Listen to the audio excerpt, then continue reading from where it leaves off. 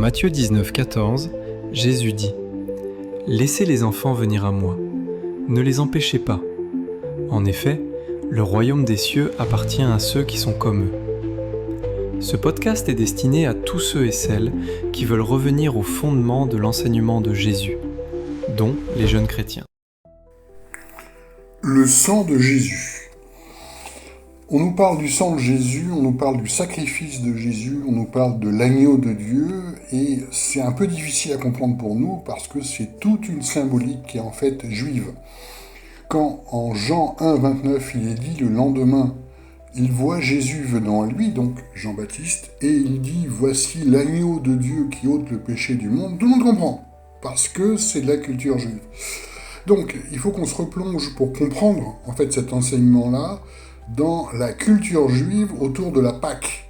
Parce que la Pâque a été instituée dans un événement très particulier, en Exode, pour montrer la protection du peuple juif par Dieu.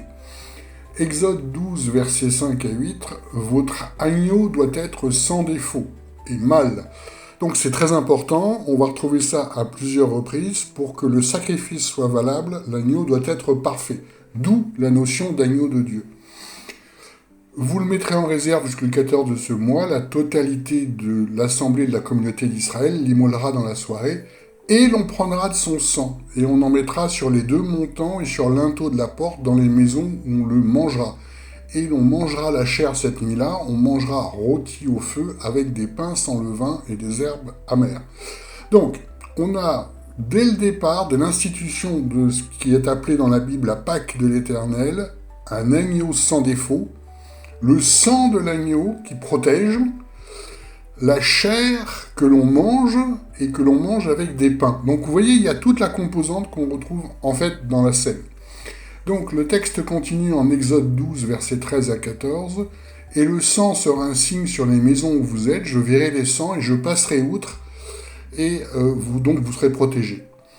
Et vous le célébrez comme une fête à l'Éternel, vous le célébrez de génération en génération, c'est une institution à perpétuité pour célébrer, se rappeler du jour où Dieu a protégé les Juifs de la colère par le sang de l'agneau et par son sacrifice.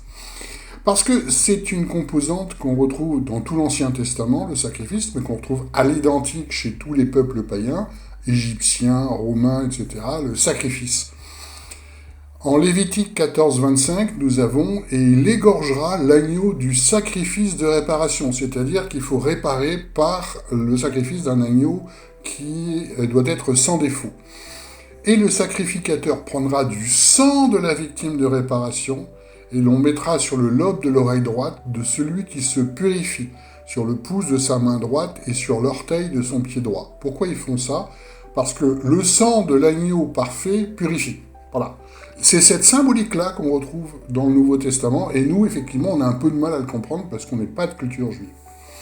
Pourquoi il s'en met sur le lobe de l'oreille droite ? Parce que ça symbolise le fait qu'il entend Dieu, par la purification du sang de l'agneau.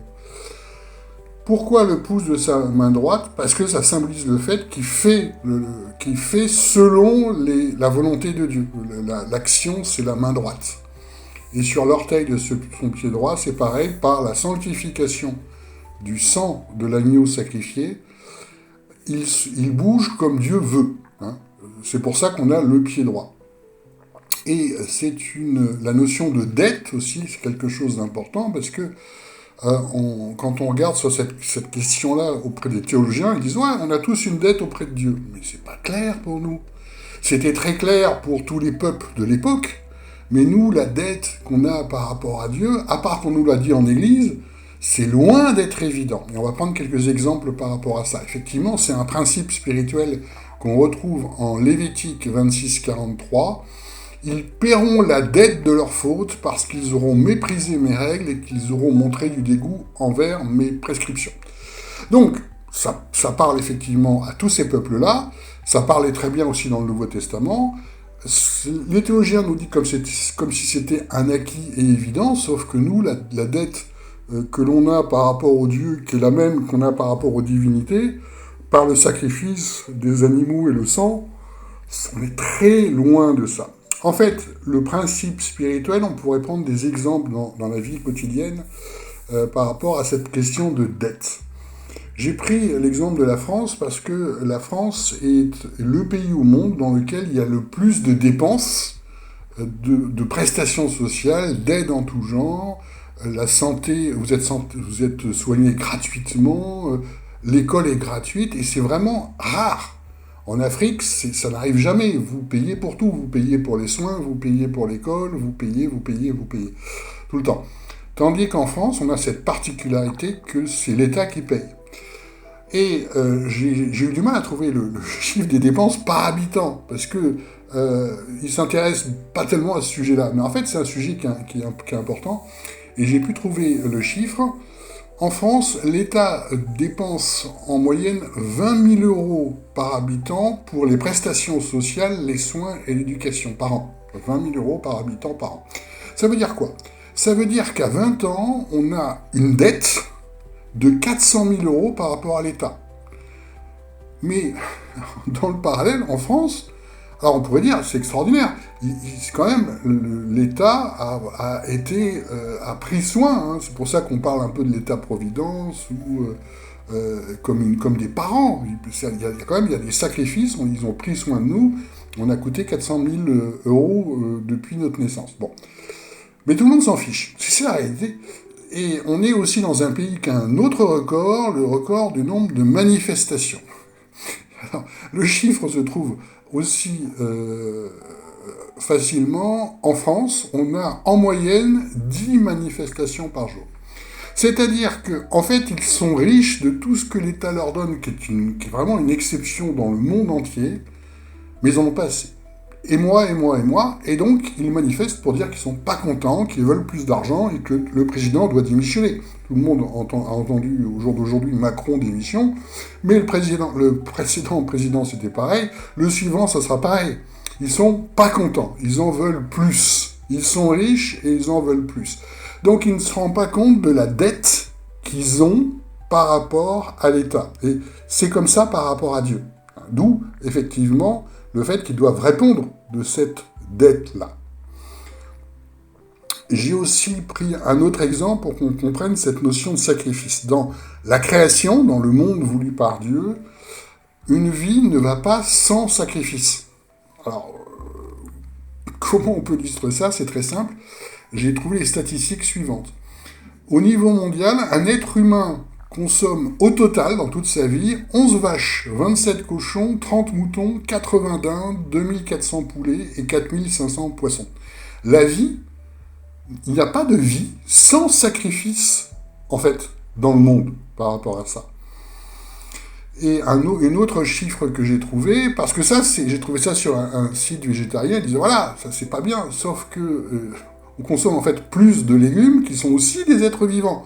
Alors c'est sûr que on a plus d'affinité envers un mouton qu'envers une carotte, mais tout ça, ce sont des êtres vivants qui sont sacrifiés pour que nous vivions véritablement. C'est pour ça que les humains consomment 800 kilos de matière vivante, donc par an, d'êtres vivants, véritablement. Ça représente 8 à 10 fois le poids corporel. C'est gigantesque, en fait.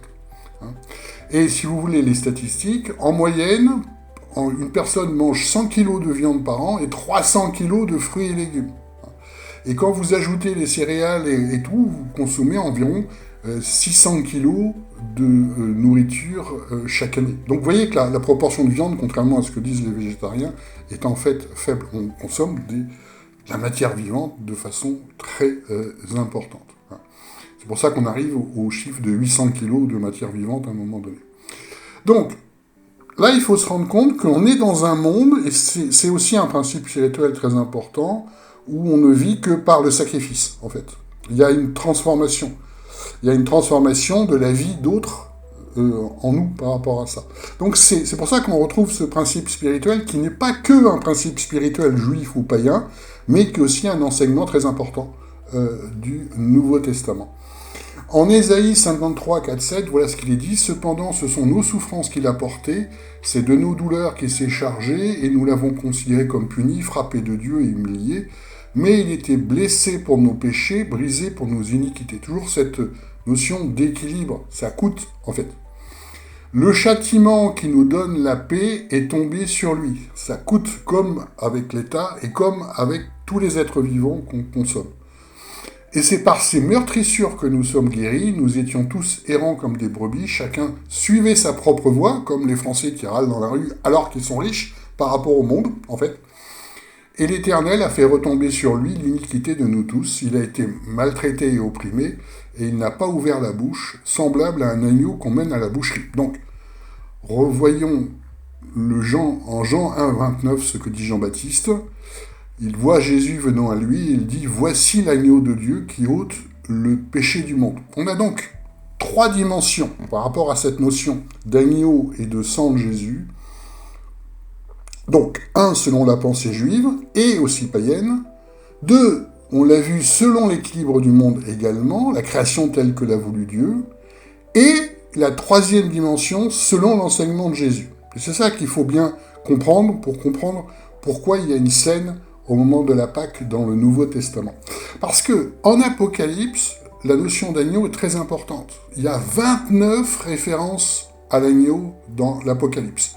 Exemple, Apocalypse 5.12, les milliers de milliers d'anges disaient d'une voix forte. Alors, milliers de milliers d'anges, ça se retrouve en Apocalypse, dans le verset en fait précédent.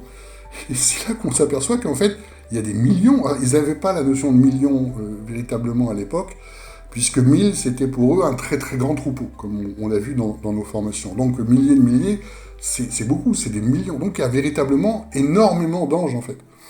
Donc les anges disaient d'une voix forte, l'agneau qui a été immolé est digne de recevoir la puissance et la richesse et la sagesse et la force et l'honneur et la gloire et la louange. Donc voilà le 3e enseignement du Nouveau Testament, enseignement selon Jésus. Il faut mourir pour recevoir la puissance de Dieu. C'est ça vraiment qui est l'enseignement le plus important.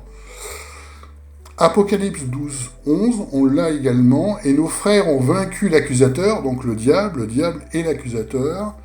C'est pour ça que la culpabilité n'est pas de Dieu, et qu'on voit tellement, en fait, cette culpabilité en Église, alors qu'elle n'est pas de Dieu, à cause du sang de l'agneau et à cause de la parole de leur témoignage.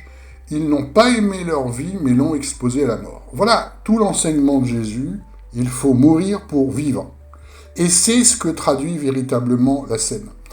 D'où cet enseignement qui est, dans le Nouveau Testament, totalement différent de ce qui se passait dans l'Ancien. Romains 12, 1. « Je vous exhorte donc, frères, par les compassions de Dieu, à offrir vos corps en sacrifice vivant. » C'est vraiment le message premier de Jésus. Le sacrifice vivant, saint, agréable à Dieu, ce qui est votre culte raisonnable. Ça veut dire qu'il n'y a plus de culte. Donc on fait un culte dimanche matin, mais en fait il n'y a plus de culte, puisque c'est vraiment le sacrifice de notre vie que Jésus demande. Alors, quand je dis on fait, vous voyez dans les églises, mais ça c'est des principes en fait de l'Ancien Testament. Donc il n'y a plus de rituel. C'est ce qui est martelé dans l'ensemble du Nouveau Testament. Il n'y a plus de rituel. Et pourtant, voilà, la scène est aussi considérée comme un rituel. On va voir, parce que ça, c'est problématique. Voilà ce que nous dit Paul sur la question quand il enseigne les Juifs, en Hébreux 10, versets 4 à 10. « Car il est impossible que le sang de taureau et de bouc ôte les péchés. » Donc c'est étonnant. Mais c'est vrai, il nous dit que, en fait, ce qui se passait dans l'Ancien Testament, c'est parce que ça parlait à des hommes juifs qui venaient du pays d'Égypte et qui pratiquaient en fait des rites païens, mais ça n'a pas de raison d'être en tant que tel. C'était juste de la pédagogie dans le Nouveau Testament. Il est impossible que le sang des taureaux et des boucs ôte les péchés. Il n'y a pas de rituel qui ôte les péchés. C'est pourquoi, entrant dans le monde, il dit « Tu n'as point voulu de sacrifice ni d'offrande, mais tu m'as formé un corps. Tu n'as pas pris plaisir aux holocaustes ni aux sacrifices pour le péché. Alors j'ai dit, voici je viens, pour faire, ô Dieu, ta volonté, disant auparavant, sacrifice et offrande, holocauste et oblation pour le péché. Tu n'en as pas voulu, tu n'y as pas point pris plaisir. » Rappelez-vous que le dimanche matin, vous chantez pour faire un sacrifice de vos lèvres qui est censé faire plaisir à Dieu. Et le texte dit que ça ne fait pas du tout. Les sacrifices comme ça ne font pas plaisir à Dieu. C'est un sacrifice de votre vie. Et c'est tout. Tu n'en as pas voulu, tu n'as pas pris plaisir. Il dit alors, voici je viens pour faire ta volonté. Il abolit le premier pour établir le second. C'est par cette volonté que nous sommes sanctifiés par l'offrande du corps de Jésus-Christ une fois pour toutes. Donc, on arrive à la scène. Jean 6, 53, Jésus leur dit donc, en vérité, je vous le dis, si vous ne mangez la chair du Fils et de l'homme et si vous ne buvez son sang, vous n'avez pas la vie en vous-même. Donc, de quoi on parle ? On parle en fait du rituel juif, du pain et du vin. On l'a par exemple en Genèse 14, 18, 19, et Melchizedek, roi de Salem, apporta du pain et du vin, il était sacrificateur du Dieu Très-Haut, et il bénit Abraham. Donc, le rituel juif comprenait, bien entendu, le pain et le vin, et on l'a vu, toute la notion de sacrifice, du sang qui purifie, voilà ce dont nous parle Jésus. Parce que le pain, c'est véritablement pas tellement, en fait, le pain de la scène, c'est beaucoup plus Jésus lui-même. Jean 6, 58, c'est ici le pain qui est descendu du ciel. Il n'en est pas comme de vos pères qui ont mangé la manne et qui sont morts. Celui qui mange ce pain vivra éternellement. Parce que dans le rite juif, on se rappelle aussi du moment où Dieu a nourri son peuple par la manne. Mais la nouvelle manne, c'est Jésus. Celui qui mange ce pain vivra éternellement. C'est Jésus, ça veut dire, c'est son modèle, son enseignement. Donc, on continue avec la scène. Marc 14, versets 22 à 24. « Et comme il mangeait, ayant pris du pain et prononcé une bénédiction, et le rompit, il leur donna. » Donc ça, c'est très important parce que Jésus reproduit, en fait, un rituel juif à l'identique. C'est comme ça que ça se passait. Il y avait, effectivement, il rompait le pain, il le prenait ensemble, et il dit, prenez ceci est mon corps, ayant pris une coupe et rendu grâce, là aussi, c'est un rituel juif. Il la leur donna, et ils en burent tous, et il leur dit, ceci est mon sang, le sang de l'alliance, lequel est répandu pour plusieurs. Bon. Donc, et comprenons ce que les Juifs veulent dire à travers ça. Parce qu'il y a tout un rituel qui s'appelle le Kiddush, qui se passe notamment le vendredi du sabbat, et qui est en fait la base de ce que montre Jésus. Voilà ce que disent les sites de judaïsme. Il existe un principe général dans le judaïsme, selon lequel un événement spirituel doit être exprimé par un acte physique. D'où le Kiddush, être lié à la consommation de vin, il ne suffit pas de réciter des paroles sacrées. En général, lors de la récitation du Kiddush, on le fait autour d'un verre de vin. Il est consacré, vous voyez, la notion de consacré qu'on trouve chez les catholiques, c'est juif, par un acte physique, car le but des commandements de la Torah est de sanctifier le monde en insufflant le matériel dans le spirituel. C'est ce rituel-là que reprend Jésus. Le vin, surtout rouge, est un symbole de jugement puisque la couleur rouge fait référence au sang. C'est-à-dire qu'en faisant ça, tout le monde comprenait. Nous, on a du mal, par contre, évidemment, parce qu'on n'a pas la culture juive. Et le texte continue, j'ai trouvé, effectivement, comment ils analysent, comment des juifs analysent la scène, ça leur parle tout de suite. Ils comprennent très bien. Effectivement, c'est la culture juive à la base. La tradition juive impose que 4 coupes soient bues lors de la Pâque. La relation de la scène dans le Nouveau Testament reprend cette répartition et lui attribue un sens renouvelé. En fait, il actualise la Pâque. En ce qu'elle se limite à 3 coupes et que la 4e est repoussée au second avènement. Donc j'ai trouvé un tableau où en fait il compare ce qui se passe, les coupes, à quoi ça correspond. Et ça, je trouve ça fou, que ça soit qu'aujourd'hui, alors que j'ai participé à une centaine de scènes, puisque j'étais 10 ans dans les églises, on nous a jamais vraiment expliqué dans le détail ce qui se passait. C'est un rituel, point. Voilà. Hein. Parole du Seigneur. Boum, vas-y. Et c'est vraiment très frustrant parce qu'en fait, il ne se passe pas grand-chose, et on va voir pourquoi il ne se passe pas grand-chose lors de cette scène qui est faite en église comme un rituel, où on est tous assis les uns derrière des autres, il y a un petit verre transparent, un bout de pain, tout le monde prend l'air concentré, et il ne se passe rien. Et c'est normal qu'il ne se passe rien, en fait. Donc, selon la tradition juive, il y a 4 coupes. La première, c'est la coupe de la sanctification, qui est basée sur Exode 6, « Je vous affranchirai des travaux dont vous chargent les Égyptiens ». Coupe de la sanctification, donc une sorte de libération. La deuxième coupe, c'est la coupe de l'instruction ou la coupe des plaies. Exode 6, toujours pareil, je vous délivrerai de leur servitude. La troisième coupe, c'est la coupe du salut. Je vous sauverai à bras étendus et par de grands jugements. Toujours Exode 6. Et la dernière coupe, qui est la coupe des louanges. Je vous prendrai pour mon peuple. Et on retrouve cette structure-là dans effectivement la scène. Donc on va reprendre Luc 22, versets 13 à 20. Et s'étant allés, ils le trouvèrent et ils préparèrent la Pâque. Et quand l'heure fut venue, il se mit à table et les apôtres avec lui. Et il leur dit, j'ai désiré ardemment de manger cette Pâque avec vous avant que je ne souffre, car je vous dis que je ne mangerai pas jusqu'à ce qu'elle soit accomplie dans le royaume de Dieu. Et voilà, le rituel commence. Ayant pris une coupe et rendu grâce, il dit, prenez-la et distribuez entre vous. Donc ça, c'est la première coupe, la coupe de sanctification. C'est vraiment le rituel juif, mais qui est upgradé, qui est en fait actualisé. Car je vous dis que je ne boirai plus désormais du produit de la vigne jusqu'à ce que le royaume de Dieu soit venu. Ça, c'est la coupe des louanges, la dernière, qui intervient là, en fait, juste après. Ayant pris du pain et rendu grâce, il le rompit en leur donna. Vraiment, c'est exactement le rituel juif, en disant, ceci est mon corps qui est donné pour vous. Faites ceci en mémoire de moi. À chaque fois qu'ils font la scène, on obéit au Seigneur qui dit, faites ceci en mémoire de moi. Sauf qu'on va voir que le sens, en fait, n'est pas tout à fait ça. Et de même aussi la coupe après avoir soupé en disant « Cette coupe est la nouvelle alliance en mon sang qui est répandue pour vous ». C'est donc la coupe du salut. Donc, il y a véritablement une actualisation du rituel juif de la Pâque.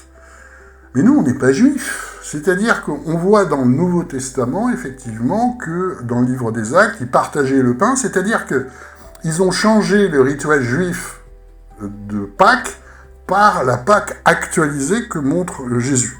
Ils ont passé, en fait, ils ont changé leur façon de faire par rapport à ça. Quand Jésus dit « Faites ceci en mémoire de moi », ça veut dire, dans le sens des théologiens, reproduisez ça. Mais le problème, c'est qu'on a vu avant, il n'y a plus de rituel. Le seul sacrifice qu'il faut, c'est le sacrifice du corps par rapport à ça. Il n'y a plus de rituel, et Jésus, donc, nous donne un rituel à reproduire à l'identique. Il y a quelque chose qui ne va pas par rapport à ça. D'autant plus que les catholiques se sont précipités là-dessus, et la base de la messe, c'est la scène, hein, puisque, effectivement, on est en communion avec le Seigneur tous les dimanches matins, en prenant l'hostie, le prêtre fait une passe magique, et ce qui fait qu'il y a le petit Jésus qui arrive directement dans l'hostie. Je plaisante pas, hein. Dans les textes qu'ils ont, c'est vraiment le petit Jésus qui arrive directement dans l'hostie. Et à ce point que si vous êtes dans une église catholique, d'ailleurs, vous n'avez pas le droit de sortir avec l'hostie, vous devez la manger sur place. Pourquoi ? Parce qu'ils ont très peur qu'il y ait de la sorcellerie qui se fasse, qu'il y en a qui volent l'hostie pour, et je cite le texte, torturer le petit Jésus dans l'hostie. On est dans n'importe quoi, on est dans la magie par rapport à ça. Donc, Pouillot, en fait, il y a plusieurs sens. Ça veut dire assez souvent fait, mais pas que. Ça veut dire aussi produire et manifester. Luc 1, 72, par exemple, « Ainsi il manifeste, Pouillot, sa bonté envers nos ancêtres et se souvient de sa sainte alliance. » Luc 6, versets 46 à 47, « Pourquoi m'appelez-vous Seigneur, Seigneur, ne faites-vous pas ce que je dis ? Je vais vous montrer à quoi ressemble tout homme qui vient à moi et qui entend mes paroles et les met en pratique. » Pouillot, c'est pas vraiment faire, c'est manifester. C'est autre chose, en fait. Luc 10, versets 36 à 37, « Lequel de ces trois te semble avoir été le prochain de celui qui est tombé parmi les brigands ?» Sur, effectivement, la parabole du bon samaritain. Et il dit, c'est celui qui a exercé, Pouillot, la miséricorde envers lui. C'est-à-dire, selon le texte, c'est qui a manifesté l'amour de Dieu. Mais Jésus lui dit, va et toi fais de même. C'est-à-dire que, quand on comprend ce sens-là, déjà la base, c'est qu'il n'y a pas de rituel. Et effectivement, c'est très problématique parce que quand on fait les scènes, il se passe rien, on n'ose pas le dire, tout le monde prend l'air très concentré, très spirituel. Comme en église, il faut qu'on montre de la religiosité à l'extérieur, mais en fait, il se passe rien. C'est ça le problème. Parce que Pouillot, en fait, c'est beaucoup plus manifester cette nouvelle alliance en mémoire de moi. Ah bah oui, ça n'a rien à voir. Manifester ce sacrifice et vivez ce sacrifice, puisque effectivement, un des premiers commandements de Jésus, c'est que nous devons mourir à notre vie d'homme. Et nous manifestons en fait cette nouvelle Pâque qui ne nécessite plus de tuer des animaux, mais qui nécessite de nous tuer nous-mêmes, en fait. Voilà le sens de l'enseignement de Jésus, qui est devenu instantanément un rituel, évidemment. Comme le baptême, les protestants ont repris des catholiques de ce qu'ils appellent les sacrements, le baptême qui est en fait juste de l'eau, hein, c'est pas l'eau qui donne automatiquement l'esprit, et c'est devenu quelque chose de magique, évidemment, chez les catholiques. Comme d'habitude, les prêtres font une passe magique pour vous donner l'esprit, au moment de la confirmation après le baptême. Et un des autres sacrements, c'est celui-ci. C'est la Sainte Seine, qu'on trouve à l'identique, en fait, chez les protestants. Avec juste un peu dépouillé, mais c'est le même principe. Le problème, effectivement, c'est qu'on le voit aussi dans des passages qui ont été rajoutés en 1 Corinthiens 11, versets 28 à 32. Pourquoi on peut dire qu'ils ont été rajoutés ? Parce que les biblistes nous disent, attention, ces passages-là n'étaient pas dans les premiers textes par rapport à ça. Et c'est vrai c'est l'enseignement de Paul qui est un peu bizarre, parce qu'il est différent des enseignements de Paul habituels. Souvenez-vous, 1 Corinthiens 11, ça commence comme ça. « Je veux que vous sachiez que le chef de tout homme, c'est Christ, le chef de la femme, c'est son mari. » Alors que l'enseignement exact, c'est ni homme, ni femme, ni grec, ni juif, car on est tous un en Christ. Voilà. Donc l'homme redevient, comme les juifs, le chef de la femme. Et ça, c'est toute la théologie des églises du IIe siècle qui voulaient absolument remettre ça dans l'enseignement de Paul. Pareil, 1 Corinthiens 11, 13, « Jugez en vous-même, il est bien séant qu'une femme prie Dieu sans être voilée. » Voilà, on retrouve les rituels juifs, soi-disant dans la bouche de Paul, et on retrouve dans beaucoup d'églises le fait que les femmes doivent porter un voile, comme les juifs. Ça n'a aucun sens, puisque Dieu regarde au cœur par rapport à ça. Donc, le passage dont on parle sur la scène, c'est 1 Corinthiens 11, versets 28 à 32, « Que chacun donc s'éprouve soi-même, et qu'ainsi il mange de ce pain et boive de cette coupe, car celui qui mange et qui boit indignement mange et boit un jugement contre lui-même, ne discernant point le corps du Seigneur. » On voit, ne discernant point le corps du Seigneur, c'est déjà en fait la doctrine catholique dans l'Église du IIe siècle. C'est pour cela que parmi vous, plusieurs sont infirmes et malades, et que quelques-uns sont morts. Voilà. Si nous discernions nous-mêmes, nous ne soyons pas jugés, mais étant jugés, nous sommes châtiés par le Seigneur, afin que nous ne soyons pas condamnés avec le monde. Ouh là là. Donc, Jésus change d'avis, il ne revient pas pour juger les nations à la fin des temps, comme c'est marqué dans la Bible, mais il châtie maintenant, il vous punit directement par la mort. Toi, meurs. C'est bien, effectivement, la pensée des évêques de l'époque, mais ça n'a rien à voir avec l'enseignement du Nouveau Testament. Il y a eu quand même des millions de scènes, de saintes scènes dans le monde, et j'ai jamais entendu parler de personnes qui tombent foudroyées par la mort, punies par Jésus. Ah, parce que si vraiment Jésus devait tuer par la scène tous ceux qui ne font pas sa volonté, il n'y aurait plus de chrétiens dans le monde. C'est ça ce qu'il faut voir par rapport à ça. Donc, revenons à l'enseignement, effectivement, de Jésus, en Jean 6, versets 31 à 35.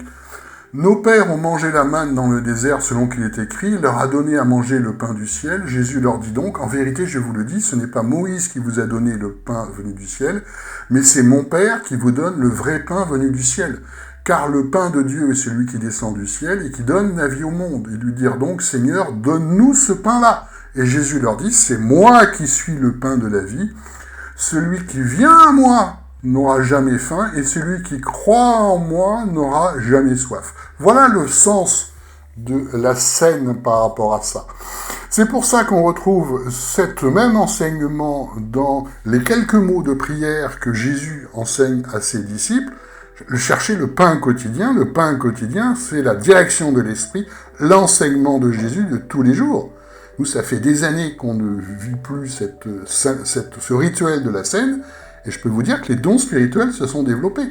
Alors, on ne l'a pas fait par hasard, c'est parce que plusieurs ont eu des révélations, comme quoi, effectivement, c'était vraiment l'enseignement et le modèle de Jésus et l'esprit qu'il faut suivre, beaucoup plus qu'un rituel, et ça fonctionne. Et là, encore une fois, on sort complètement du rituel pour revenir à l'écoute de l'esprit, et surtout, on ne fait plus comme les hommes, on meurt à notre vie d'homme, et on meurt à toute religion pour suivre Jésus.